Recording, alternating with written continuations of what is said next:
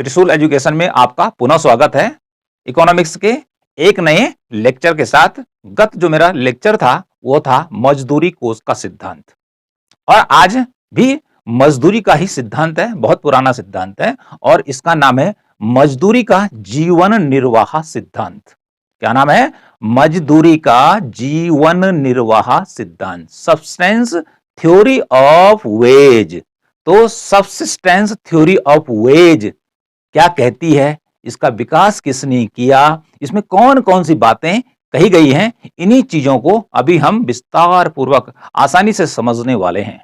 तो बात करते हैं कि जीवन निर्वाह सिद्धांत का विकास किसने किया।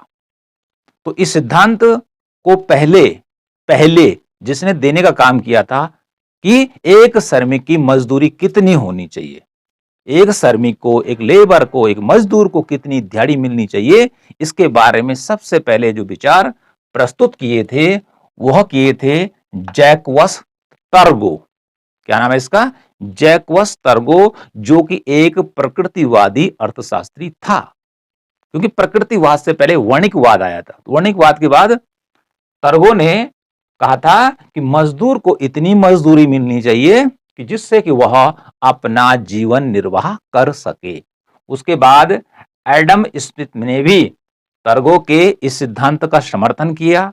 उसके बाद माल्थस ने भी किया, लेकिन स्पष्ट रूप से इस सिद्धांत को बतलाने का जो काम किया वह किया गया डेविड रिकार्डो के द्वारा। किसके द्वारा किया गया? डेविड रिकार्डो के द्वारा किया गया। और यह डेविड रिकार्डो कौन था? यह डेविड रिकार्डो वही रिकार्डो था कि जिसने कि लगान का विश्व प्रसिद्ध सिद्धांत अर्थशास्त्र में देने का काम किया था। अब समझते हैं कि जीवन निर्वाह सिद्धांत का क्या अर्थ है अकॉर्डिंग टू ये तमाम अर्थशास्त्रियों के अनुसार। यह सिद्धांत कहता है कि श्रमिक को इतनी मजदूरी मिलनी चाहिए, कि एक श्रमिक को इतनी मजदूरी मिलनी चाहिए कि वह अपनी न्यूनतम आवश्यकताओं को पूरा कर सके। कितनी मजदूरी मिलनी चाहिए? इतनी मिलनी चाहिए कि जिससे वह अपने जीवन की न्यूनतम आवश्यकताओं को पूरा कर सके। ओके, अब न्यूनतम आवश्यकताएं क्या हैं? न्यूनतम आवश्यकताएं हैं कि खाने के लिए भोजन मिल जाए, पहनने के लिए कपड़े मिल जाएं और रहने के लिए आवास मिल जाए, छोटा मोटा मकान मिल जाए। तो ये न्यूनतम आवश्यकताएं बताई गई हैं उस समय की।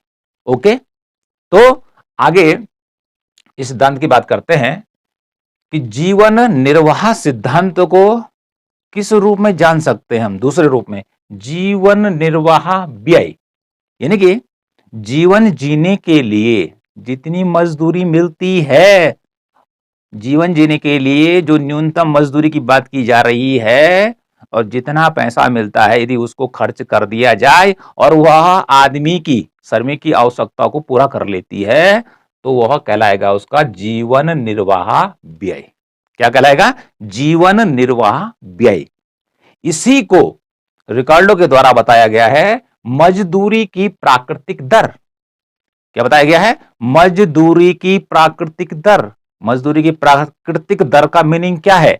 मजदूरी की न्यूनतम दर जो कि श्रमिक को मिलनी ही चाहिए, जिससे कि वह अपनी मिनिमम नीड्स, जो उसकी बेसिक आवश्यकताएं हैं, उसको पूरा कर सके।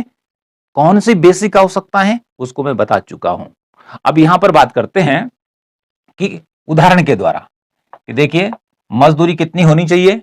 बात की जा रही है इसमें कि वह न्यूनतम आवश्यकता के बराबर होनी चाहिए एक लेबर के लिए, ठीक है, या उसके परिवार के लिए। माना न्यूनतम मजदूरी है 10 रुपया। कितना है? 10 रुपया। तो 10 रुपए में यदि श्रमिक की न्यूनतम आवश्यकताएं, रोटी, कपड़ा और मकान पूरा हो जाता है, तो यह 10 रुपये ही कहलाएगा जीवन निर्वाह व्यय।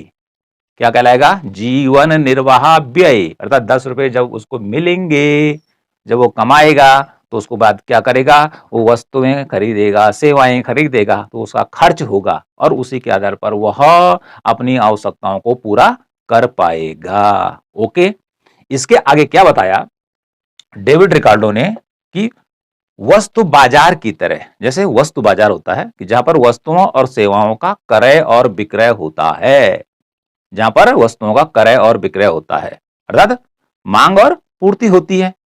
तो वैसे ही क्या होता है, श्रम का भी बाजार होता है कि जहां पर श्रमिकों की मांग और पूर्ति होती है। मांग कौन करता है? श्रमिकों की, जिसको काम करवाना है, जो उत्पादक है, जो किसी वस्तु का उत्पादन करता है, वो श्रमिक की मांग करता है। माना कि किसी को मकान बनाना है, तभी तो लेबर की मांग करेगा ना, तभी तो बाजार में लेबर को लेने जाएगा। ठीक है। और बात आती है यहीं पे कि श्रम का भी, जैसे हम बात कर रहे हैं कि बाजार होता है, ठीक है, जहां पर श्रम का क्रय विक्रय होता है। जैसे वस्तुओं का क्रय विक्रय होता है बाजार में, वैसे ही क्या होता है, श्रम का भी क्रय विक्रय होता है। अर्थात श्रमिक क्या करता है? श्रम को बेचने का काम करता है। ठीक है, ये पूर्ति वाला पक्ष हो गया। और खरीदने वाला जो पक्ष है वो उत्पादक है, जो श्रमिकों की मांग करता है। तो श्रमिकों की मांग क्यों करता है भाई? क्यों करता है? कि आराम करे बैठ के हमारे घर में? नहीं भैया, काम करने के लिए उनकी मांग करता है। ओके, तो कुल मिलाकर यहां पर भी श्रमिक की जो मजदूरी की बात की जा रही है, वो मांग पक्ष और पूर्ति पक्ष को ध्यान में रखकर ही की जा रही है। कि जैसे कि बाजार में किसी वस्तु का मूल्य कहां पर तय होता है? कि जहां पर मांग और पूर्ति बराबर हो जाती है। आगे देखिए, यहां पर आगे समझना है, ध्यान देना है, लेकिन ध्यान देने के साथ साथ इसको लिखना भी है और याद भी करना है। अभी बहुत ही एक उदाहरण हम दे चुके हैं कि मजदूरी कितनी होनी चाहिए, न्यूनतम मजदूरी। ये नहीं बताया गया कि मजदूरी 10 रुपए 20 रुपए, क्योंकि मजदूरी तो समय के साथ क्या होती है, चेंज होती रहती है। लेकिन हमने उदाहरण के लिए कहा कि 10 रुपए न्यूनतम मजदूरी हो सकती है कि जिसके द्वारा श्रमिक अपने परिवार का न्यूनतम भरण पोषण कर सकता है। ओके, अब देखिए, यदि मजदूरी प्राकृतिक दर से कम होती है, प्राकृतिक दर क्या बोला? कि जो मजदूरी श्रमिक को वर्तमान में मिल रही है वह प्राकृतिक दर है। ठीक है, न्यूनतम मजदूरी की दर है जिससे वह अपना भरण पोषण कर पा रहा है। तो इसमें रिकार्डो क्या कहता है?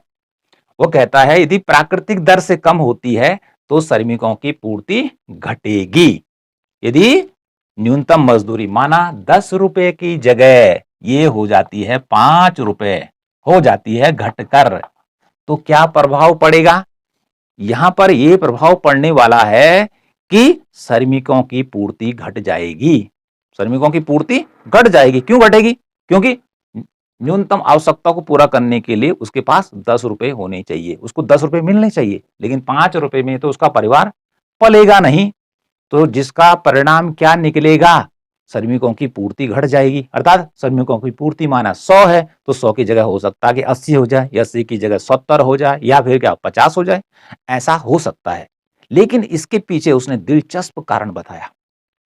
उसने दिलचस्प कारण बताया कि यदि मजदूर को जो प्राकृतिक मजदूरी की दर है, या न्यूनतम जो मजदूरी है, उससे कम मिलती है तो क्या होगा? श्रमिकों का जो परिवार है या जो श्रमिक है वो अपना भरण पोषण नहीं कर पाएगा, उसका जीवन नहीं चल पाएगा, उसको भरपेट भोजन नहीं मिलेगा, पहनने के लिए कपड़ा नहीं मिलेगा भाई सर्दियों में, रहने के लिए झोपड़ी नहीं मिलेगी या नहीं बन पाएगी, पानी टपकेगा, तो इसका असर उसके जीवन पर पड़ेगा।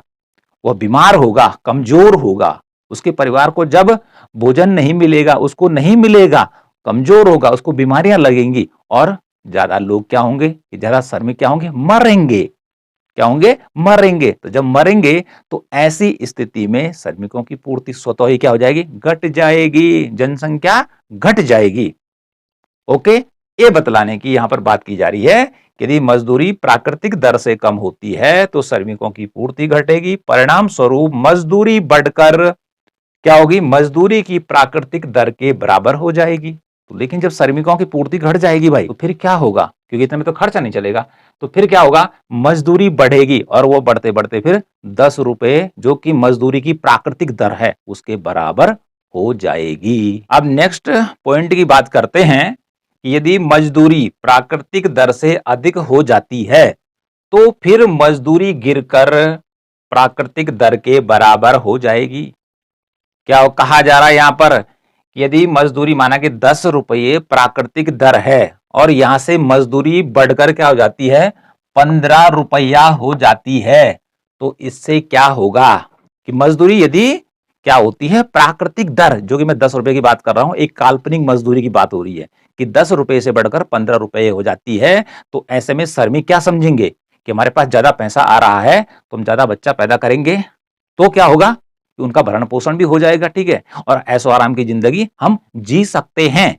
लेकिन यहां पर रिकार्डो क्या कह रहा है, रिकार्डो कह रहा है कि यदि मजदूरी 10 रुपए से बढ़कर 15 रुपए हो जाती है तो ये 15 रुपए ही नहीं रहेगी। ओके जी, इसके बाद क्या होगा, यहां पर श्रमिकों की पूर्ति बढ़ जाएगी, और जब श्रमिकों की पूर्ति बढ़ेगी तो क्या होता है, मजदूरी गिरेगी अर्थात घटेगी, और फिर वो क्या हो जाएगी, मजदूरी की प्राकृतिक दर के बराबर हो जाएगी। तो कुल मिलाकर कहने का अर्थ क्या है कि मजदूरी न तो प्राकृतिक दर से कम हो सकती है लंबे समय तक, और ना प्राकृतिक मजदूरी की दर से ज्यादा हो सकती है।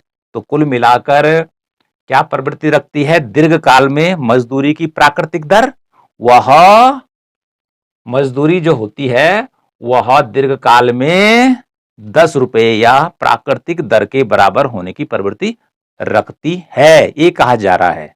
तो कुल मिलाकर रिकार्डो क्या कहता है, यदि ज्यादा मजदूरी देंगे तो क्या होगा, लोग ज्यादा बच्चा पैदा करेंगे क्योंकि उनके पास ज्यादा पैसा आएगा, ठीक है, वो सोचेंगे अब हम ज्यादा परिवार को पाल सकते हैं, तो इससे पॉपुलेशन बढ़ेगी, तो पूर्ति बढ़ेगी, श्रमिकों की पूर्ति बढ़ेगी तो मजदूरी घटेगी। ओके जी, क्योंकि उनकी डिमांड कम हो जाएगी, उनकी मांग कम हो जाएगी उत्पादकों के द्वारा।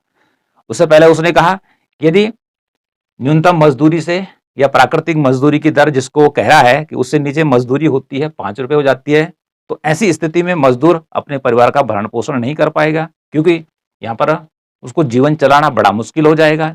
तो ऐसी स्थिति में श्रमिक क्या होने लग जाएंगे, भूखे मारे मरने लग जाएंगे, उनको बीमारियां लग जाएंगी, उनका परिवार मरने लग जाएगा, इससे जनसंख्या घटेगी, और जब जनसंख्या घटेगी, ओके जी, तो पूर्ति कम होगी, तो पुनः क्या होगा, मांग बढ़ेगी, ठीक है, मांग बढ़ने से फिर मजदूरी 10 रुपए के बराबर हो जाएगी। तो कुल मिलाकर न मजदूरी 5 रहेगी और न लंबे समय तक 15 रहेगी, वह हो जाएगी 10 रुपए के बराबर, जिसे कि कहा जा रहा है मजदूरी की प्राकृतिक दर। मजदूरी की प्राकृतिक दर, और मजदूरी की प्राकृतिक दर क्या है कि वह दर, वह रुपया उसको मिलना चाहिए जिससे वह अपने न्यूनतम खर्चे को चला सके। ओके, आगे देखिए, यही बात मैं कर रहा था कि दीर्घकाल में वास्तविक मजदूरी प्राकृतिक मजदूरी के बराबर हो जाती है। अब वास्तविक मजदूरी क्या है भाई, जो कि दीर्घकाल में किसके बराबर हो जाती है, प्राकृतिक मजदूरी की दर के बराबर हो जाती है। हमारा कि वास्तविक मजदूरी ये इस समय उसको ये मिल रही है, ठीक है जी, या ये मिल रही है उसको नीचे वाली, ये मजदूरी कहलाएगी कौन सी मजदूरी, वास्तविक मजदूरी, जो वास्तविक रूप से उसके हाथों में मिल रही है। लेकिन क्या कहा जा रहा है कि दीर्घकाल में, जैसे पहले बताया, ना ये ज्यादा रहेगी और ना ये कम रहेगी, यह अंतोगत्वा क्या होगी, प्राकृतिक दर के बराबर हो जाएगी। ओके जी, तो इस प्रकार से यहां तक तो बात हमारी क्लियर हुई, ठीक है।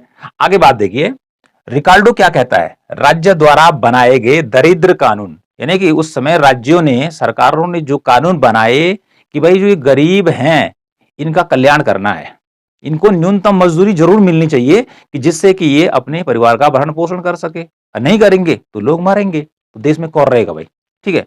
तो सरकार ने क्या किया कि कम से कम इनको इतनी मजदूरी जरूर मिलनी चाहिए कि जिससे ये जी सके और आगे हमारा देश चल सके। तो इसी में रिकार्डो कहता है कि यदि राज्य द्वारा बनाए गए दरिद्र कानून, जो पोर लॉ बनाया था, ठीक है, गरीबी निवारण के लिए, जिसका मकसद गरीबों की आर्थिक स्थिति में सुधार करना था कि न्यूनतम मजदूरी उनको मिल सके, उसमें श्रमिकों का हित सुरक्षित नहीं है। कानून तो सरकार ने बना दिया, लेकिन यहां पर क्या कहा जा रहा है, इसमें श्रमिकों का हित सुरक्षित नहीं है। अरे क्यों नहीं है, क्योंकि श्रमिक यदि जनसंख्या को बढ़ाते चले गए, अपने परिवार के आकार को बढ़ाते चले गए, तो गरीबी घटेगी नहीं, गरीबी क्या होगी, बढ़ेगी। ओके जी, गरीबी बढ़ेगी। कुल मिलाकर कहने का मीनिंग ये है कि मजदूरी इतनी जरूर मिलनी चाहिए श्रमिक को कि वह अपनी न्यूनतम आवश्यकता को पूरा कर सके, जो कि जीवन निर्वाह के बराबर होगी। जिससे कि वह अपने परिवार का भरण पोषण कर सके। ओके, आगे क्या कहा रिकार्डो ने, श्रमिक अपने भाग्य का स्वयं स्वामी होता है। श्रमिक अपने भाग्य का स्वयं स्वामी होता है, अर्थात वो अपने भाग्य को चमका भी सकता है, ठीक है जी, और अपने भाग्य को वह गिरा भी सकता है। ओके जी, कैसे? यदि वो कम बच्चे पैदा करेगा रिकार्डो के अनुसार, तो उसका जीवन कैसे चलेगा? हंसी खुशी चलेगा, ठीक है। यदि तो उसके पास 2 बच्चे हैं तो उनको आसानी से पाल सकता है। उस समय की बात की जा रही है, बहुत प्राचीन समय की बात की जा रही है। ओके, और यदि उसके बहुत सारे बच्चे हो गए 10-15, तो उसका भरण पोषण करना कठिन हो जाएगा, ठीक है जी। कोई नंगा रहेगा, कोई भूखा रहेगा, ठीक है। कोई क्या होगा, किसी का मकान नहीं होगा, एक ही मकान में सोएंगे सारे, तो फिर क्या होगा, रोग लगेंगे, मरेंगे इस प्रकार से। अब कम रहेंगे, ज्यादा जिंदा रहेंगे। ओके जी, तो इसलिए जोर है कि क्या करना है, परिवार के आकार को घटाना है। इसीलिए तो माल्थस ने अपना जनसंख्या सिद्धांत दिया था, क्योंकि उस समय यूरोप की जनसंख्या तेजी से बढ़ रही थी। किसकी तुलना में? अनाज उत्पादन की तुलना में। तो ये भी तो यूरोप के ही सारे इकोनॉमिस्ट। तो इसलिए क्या कहा जा रहा है कि श्रमिक अपने भाग्य का स्वयं स्वामी होता है। यदि परिवार बढ़ाएगा, ठीक है, तो उसको घाटा होगा, जीवन की न्यूनतम आवश्यकताओं को पूरा नहीं कर पाएगा। और यदि परिवार के आकार को यदि घटाता है तो वह आगे की ओर बढ़ेगा, उसका उत्थान होगा। ओके, आगे बताते हैं कि श्रमिकों को अपने पास उपलब्ध संसाधनों के हिसाब से परिवार का आकार सीमित करना चाहिए। यही बात की जा रही है कि आपके पास जितने संसाधन है उतना ही परिवार रखे भाई।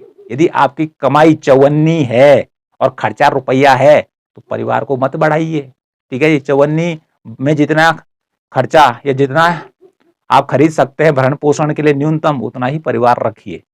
ओके, तो परिवार नहीं बढ़ाना, संसाधनों के हिसाब से अपने परिवार को कम करिए। कुल मिलाकर यहाँ पर फोकस किया गया है कि जनसंख्या को घटाना है, तभी जाकर न्यूनतम जीवन जीने के लिए मजदूरी मिल सकती है। इतनी दिहाड़ी श्रमिक या मजदूर या लेबर कमा सकता है। ये बात की जा रही है जीवन निर्वाह सिद्धांत में। तो कुल मिलाकर जनसंख्या या परिवार को आकार को बढ़ाना घातक बताया गया है।